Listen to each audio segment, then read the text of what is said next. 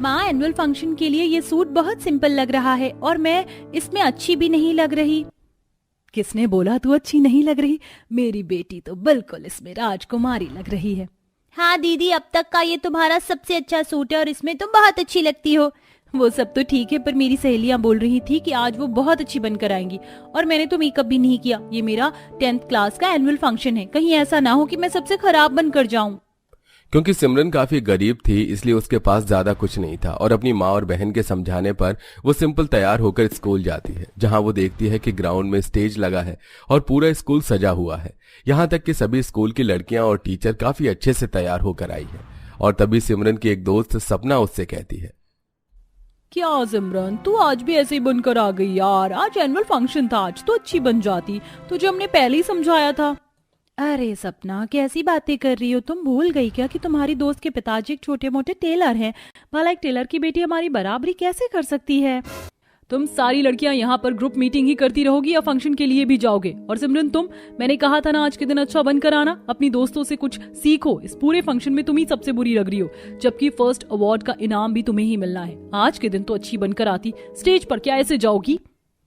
Teacher की यह बात सुनकर वहां खड़ी सारी लड़कियां सिमरन के ऊपर हंसने लगती हैं और सिमरन की आंखों में आंसू आ जाते हैं। कुछ देर में एनुअल फंक्शन शुरू होता है, जहां कुछ लड़कियां स्टेज पर डांस करती हैं तो कुछ नाटक प्रस्तुत करती हैं और कुछ देर बाद फर्स्ट डिवीजन में पास हुई सभी लड़कियों को ट्रॉफी मिलती है और इसमें से एक सिमरन भी होती है। पर स्टेज पर खड़ी सिमरन ट्रॉफी लेने के बाद भी खुश नहीं होती और रोते हुए घर आती है। क्या हुआ दीदी, तुम रो क्यों रही हो? तुम्हें तो इनाम मिला है। क्या हुआ सिमरन बेटा, अपने पिता को भी नहीं बताओगी? क्या बताऊँ आपको? आपके पास मेरे लिए टाइम है क्या? मैंने आपसे कहा था कि मेरा एनुअल फंक्शन आ रहा है, मुझे अवार्ड मिलेगा, मेरे लिए एक अच्छी सी ड्रेस बना दो, पर आपके पास तो मेरे लिए समय ही नहीं है। आप लोगों की वजह से आज स्कूल में ना सिर्फ मुझे तृप्ति ने बल्कि मेरी दोस्त और टीचर ने भी मेरा मजाक बनाया है। ऐसा नहीं बोलते बेटा, पापा तुम्हारे सच में बिजी थे, इसीलिए तुम्हारे लिए ड्रेस नहीं बना पाए। सिमरन बेटा तू रो मत, मैं तुझसे वादा करता हूँ 11वीं क्लास को छोड़कर 12वीं क्लास में जब तुम्हारा फिर से एनुअल फंक्शन होगा तो मैं तुम्हारे लिए बहुत ही प्यारी ड्रेस बनवाऊंगा और इस बार कोई तुम्हारा मजाक नहीं बना पाएगा। आप झूठे वादे मुझसे करना बंद करो, क्योंकि मुझे समझ आ गया एक गरीब दर्जी की बेटी कभी अच्छी ड्रेस नहीं पहन सकती। अब मैं अपने लिए खुद पैसे जोड़कर ड्रेस लूंगी, मुझे आप लोगों की जरूरत नहीं है। उस दिन सिमरन कुछ ज्यादा ही बोल जाती है, जो विनोद और आशा के दिल पर लगता है। इसी तरह समय गुजरता है। 11वीं क्लास की पढ़ाई शुरू हो जाती है और गुजरते समय के साथ सिमरन पढ़ाई करते हुए पैसे जोड़ना शुरू कर देती है, पर एक अच्छी ड्रेस के लिए और बहुत से पैसे चाहिए थे, इसलिए वो 11th क्लास का भी एनुअल फंक्शन ऐसे ही निकाल देती है। और जब 12वीं की पढ़ाई शुरू हो जाती है और कुछ महीने बीत जाते हैं। क्लास, स्कूल का एनुअल फंक्शन होगा 2 महीने बाद, तो इस बार स्कूल उस दिन एक ड्रेस कंपटीशन रखने वाला है ओनली फॉर 12th क्लास, और जिसकी भी ड्रेस सबसे अच्छी होगी उसे फर्स्ट प्राइज मिलेगा और आगे कॉलेज में पढ़ाई के लिए स्कूल की तरफ से स्कॉलरशिप मिलेगी। ये स्कॉलरशिप मैं ही जीतूंगी और मेहनत करूंगी। अब सपना स्कूल के बाद जाकर घर पर ट्यूशन पढ़ाती है और ऐसे ही वो शाम को घर आती है तो बाहर खड़ी तृप्ति हंसते हुए कहती है, वो देखो माँ, बेचारी गरीब के माता पिता उसे अच्छे कपड़े तो दे नहीं सके, इसलिए 12th क्लास के एनुअल फंक्शन में सुंदर दिखने के लिए बेचारी खुद मेहनत कर रही है। अरे बेटा, जिनके माँ बाप गरीब होते हैं उनके बच्चे ऐसे ही एक एक पैसे जोड़कर अपने सपने पूरे करते हैं। पर तू फिक्र मत कर, हम बहुत अमीर हैं, ये कितनी ही मेहनत क्यों ना कर ले पर हमारी बराबरी कभी नहीं कर पाएगी। आंटी जी, मुझे किसी की बराबरी करनी भी नहीं है, मुझे बस अपने सपने पूरे करने हैं ताकि आप जैसे अमीर लोग हम गरीबों का मजाक ना बना सके। सिमरन तृप्ति और उसकी माँ को जवाब देकर वहां से चली जाती है। इसी तरह और कुछ दिन बीत जाते हैं और सिमरन को स्कूल से पैसे मिलते हैं। माँ, मुझे जो स्कूल से पैसे मिले हैं वो आप मुझे दे दो, मैं उन पैसों को जोड़कर अपने लिए एक अच्छी ड्रेस लूंगी। बेटा, तू ड्रेस की चिंता क्यों करती है? तेरे पापा ने बोला है ना कि वो तेरे लिए इस बार अच्छी ड्रेस बनाएंगे। मुझे आप लोगों की बातों पर विश्वास नहीं। नाराज सिमरन की बातें सुनकर आशा उसको उसके पैसे दे देती है और कुछ दिनों बाद सिमरन उन पैसों से अपने लिए एक सैंडल और कुछ मेकअप का सामान लेकर आती है। अरे वाह, मेरी बेटी कितनी समझदार हो गई है, उसने अपने दम पर अपने लिए सारा सामान खरीद लिया, पर ड्रेस तो मैं ही तुझे बनवा कर दूंगा। रहने दीजिए पापा, जैसे मैंने इन सब का इंतजाम कर लिया है मैं ड्रेस का भी इंतजाम कर लूंगी। मेरी बेटी अभी अपने पिता से नाराज है। नहीं पापा, पर मैं नहीं चाहती कि हमेशा मैं आप लोगों के भरोसे रहूं। अब मैं बड़ी हो रही हूं, अब मुझे खुद चीज करनी आनी चाहिए। सिमरन की बातें सुन आशा और विनोद को काफी अच्छा लगता है, क्योंकि अब सिमरन की नाराजगी खत्म हो चुकी थी और वो समय के साथ समझदार हो रही थी। समय यूं ही गुजरता है और देखते ही देखते सिमरन के 12th क्लास के एनुअल फंक्शन के दिन पास आ जाते हैं, जिस वजह से अब विनोद रात भर घर नहीं आता और दुकान पर ही बैठकर अपनी बेटी के लिए गाउन बनाने लगता है, और वो दुकान विपिन की होती है। अरे विनोद भाई, क्यों इतनी मेहनत कर रहे हो? रात भर इस दुकान पर बैठकर तुम अपनी बेटी को एक अच्छी ड्रेस नहीं दे पाओगे।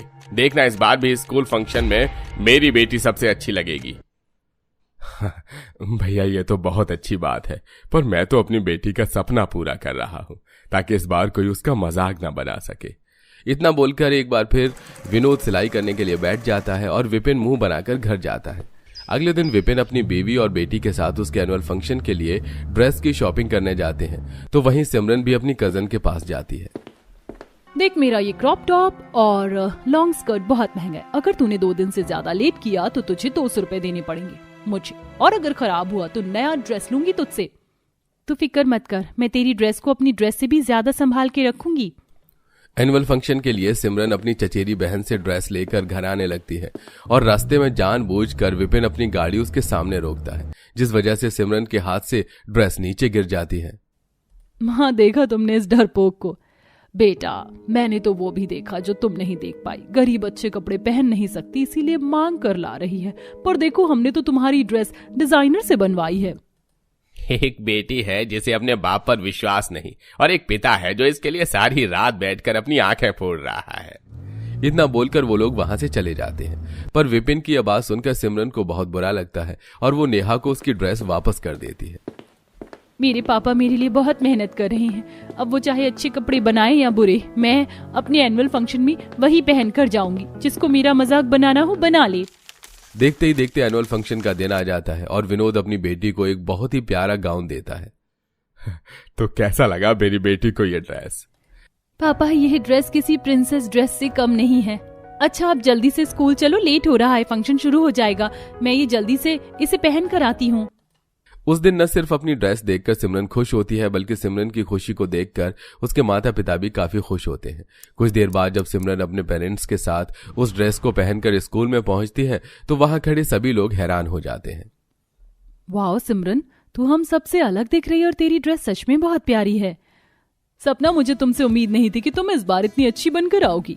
अब मुझे पूरी उम्मीद है तुमसे कि तुम स्कूल में ही हो रही एनुअल फंक्शन की ड्रेस कंपटीशन में भी फर्स्ट आने वाली हो। Thank you so much ma'am, और ये सब मेरे पापा की वजह से हुआ है। तृप्ति, क्या फायदा हुआ फैशन डिजाइनर से ड्रेस लेने का तेरा, जब बाजी एक गरीब दर्जी की बेटी मार जाएगी। तू चुप कर, एक गरीब दर्जी की बेटी कभी भी मेरी बराबरी नहीं कर सकती। भले ही तुम लोगों को इस गरीब का गाउन पसंद आ रहा है, पर देखना, इस कंपटीशन को मैं ही जीतूंगी। तृप्ति के ड्रेस के आगे सिमरन की ड्रेस काफी अच्छी थी, जिस वजह से उसे काफी सारी तारीफें मिलती हैं। कुछ देर बाद सभी स्टूडेंट्स और पेरेंट्स चेयर पर बैठ जाते हैं और स्टेज पर एनुअल फंक्शन के परफॉर्मेंस शुरू हो जाते हैं। कुछ बच्चे डांस करते हैं तो कुछ गाना गाते हैं, और इसी बीच स्कॉलर बच्चों को उनके प्राइज मिलते हैं।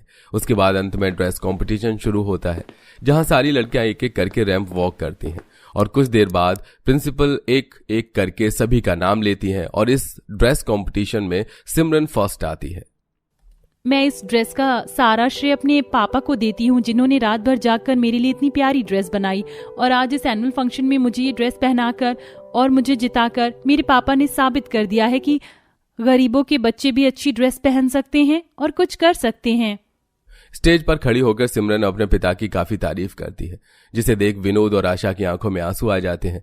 तो वहीं सुमित्रा, विपिन उदास हो जाते हैं और तृप्ति जल भुनकर राख हो जाती है। जिसके बाद स्कूल के सभी बच्चों के पेरेंट्स अब सिमरन के पिता से ही ड्रेस बनवाते हैं, और इस तरह न सिर्फ सिमरन का नाम होता है बल्कि विनोद का भी काम बढ़ जाता है। मैं जल्दी से खाना बनाओ ना, बहुत भूख लग रही है, अब और भूख बर्दाश्त नहीं हो रही। हाँ बेटा, पापा को आने दो, फिर बनाती हूँ। घर में राशन नहीं है, पापा राशन लेकर आते ही होंगे। कुछ देर में विनोद उदास घर आता है और अपने उदास पति को देख लता बोलती है, क्या हुआ जी, आज भी पैसे नहीं मिले? मालिक ने कहा है कि वो अगले हफ्ते ही सैलरी देंगे। तुम एक काम करो, राशन की दुकान से थोड़ा सा राशन उधार ले आओ। जैसे ही सैलरी आएगी मैं कर्जा चुका दूंगा। माँ, पापा बिल्कुल सही कह रहे हैं, मैं भी आपके साथ चलती हूँ।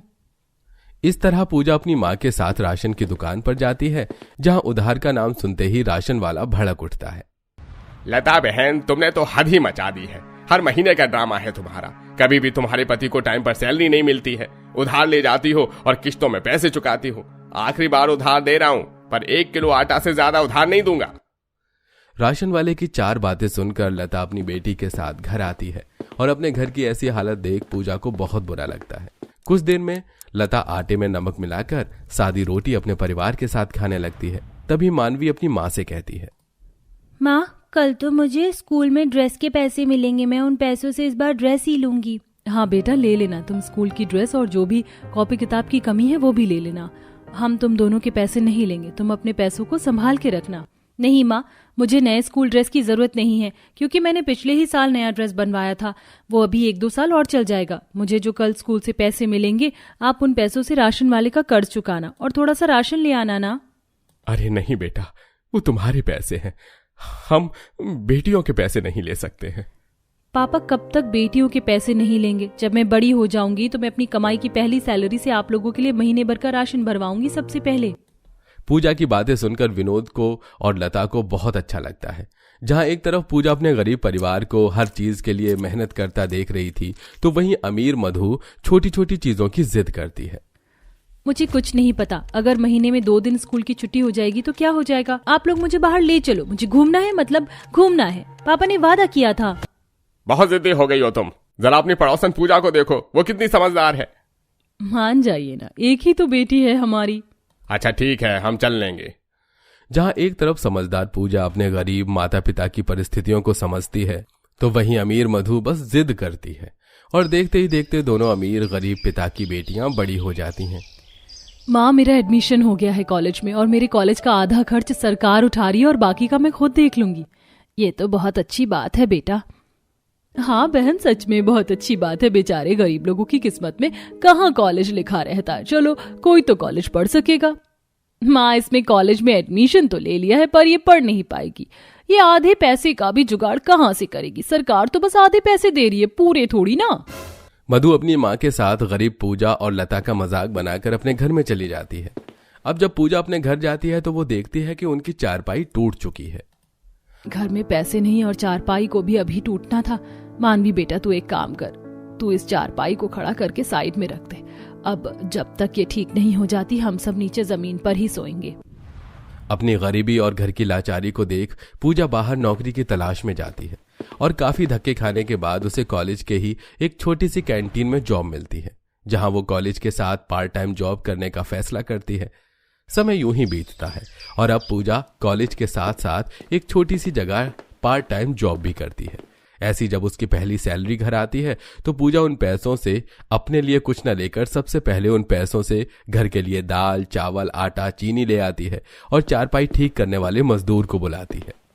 बेटा, इन सब की क्या जरूरत थी? तू अपनी पहली सैलरी से अपने कॉलेज की फीस भर लेती, अपने ऊपर खर्च कर लेती। मधु को देख, वो कितनी अच्छी कॉलेज बनकर जाती है।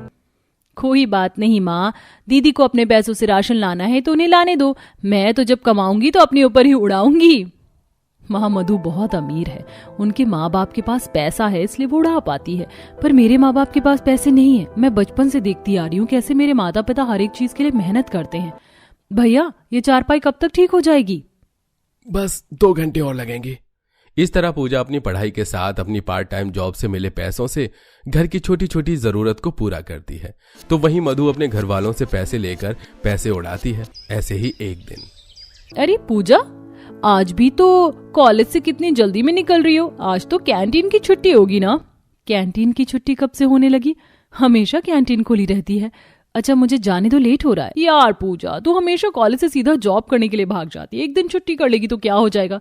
चल, आज अर्पिता का जन्मदिन है, हम सब पार्टी करने चल रहे हैं। अरे तुम सब पागल हो क्या? किस गरीब से बोल रही हो? जो पैसे बचाने के लिए कभी कॉलेज में कुछ खाती नहीं है, वो तुम्हारे साथ भला पार्टी करने क्या जाएगी? मधु खड़ी होकर पूजा की गरीबी का मजाक बनाने लगती है, पर पूजा उससे बिना बहस किए जल्दी से कैंटीन में जाती है और वहां जाकर काम करने लगती है।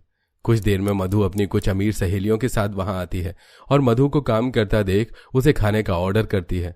और अब जब पूजा खाना लेकर उसके टेबल पर जाती है तो जानबूझकर उसके ऊपर वो गिरा देती है।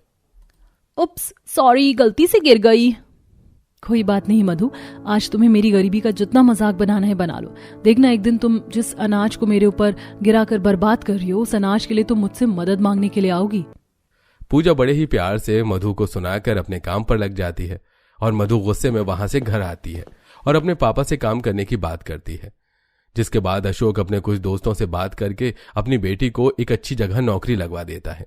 क्योंकि अशोक की जान पहचान कॉलेज के प्रिंसिपल से थी, इसलिए मधु के कॉलेज न जाने से भी कोई फर्क नहीं पड़ता। इसी तरह समय गुजरता है और बहुत जल्द कॉलेज में बच्चों के लिए प्लेसमेंट आने लगती है। ऐसे ही एक रात, दीदी ये तुम क्या करती रहती हो, क्यों कैलेंडर खराब कर रही हो? तो नहीं समझेगी, मेरा कॉलेज खत्म होने वाला है, उसके बाद मैं बहुत बड़ी कंपनी में काम करूंगी और अपनी पहली सैलरी से ना सिर्फ तुम लोगों को शॉपिंग करवाऊंगी बल्कि घर में पहली बार महीने भर का राशन भी आएगा। मुझे गर्व है अपनी बेटी पर, जो मुझे इतनी समझदार बेटी मिली है।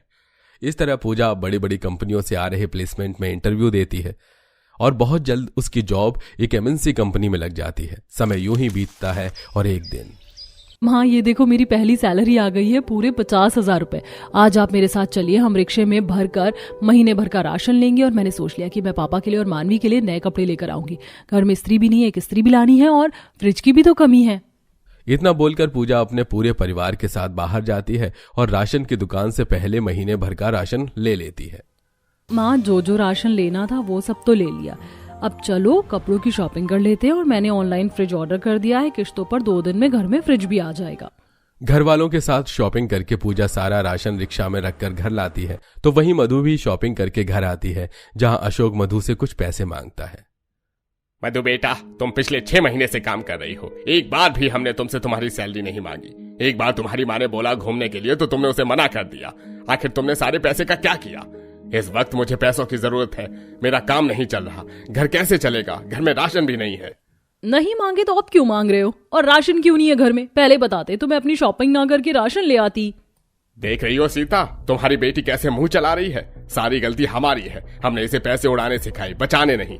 अरे कुछ सीखो उस गरीब पूजा से। देखो बाहर अपनी पहली सैलरी से राशन लाई है, जो उसके परिवार के लिए सबसे जरूरी चीज है, और तुम्हें देखो। अपने पिता की बात सुनकर मधु घर के बाहर आती है, जहां वो देखती है कि पूजा एक एक करके रिक्शे से राशन उतरवा रही है। भैया आराम से, चीनी की पन्नी बहुत हल्की है। माँ आप दाल लेकर अंदर चलो, मैं एक एक करके सारा राशन उतरवा रही हूँ। पापा सारे कपड़ों की पॉलीथिन मुझे दे दीजिए, ये सारा सामान मैं घर में लेकर चलती हूँ। ठीक है बेटा, मैं भी आटे का कट्टा लेकर अंदर आता हूँ। इस तरह पूजा अपने पूरे परिवार के साथ महीने भर का राशन लेकर घर में आती है, जिसके बाद गरीब विनोद के सिर से थोड़ी सी जिम्मेदारी कम होती है। और इसी तरह पूजा अब काम करके अच्छे से अपना घर चलाती है, जहां वो अपने माता पिता की सारी जरूरत को पूरा करती है।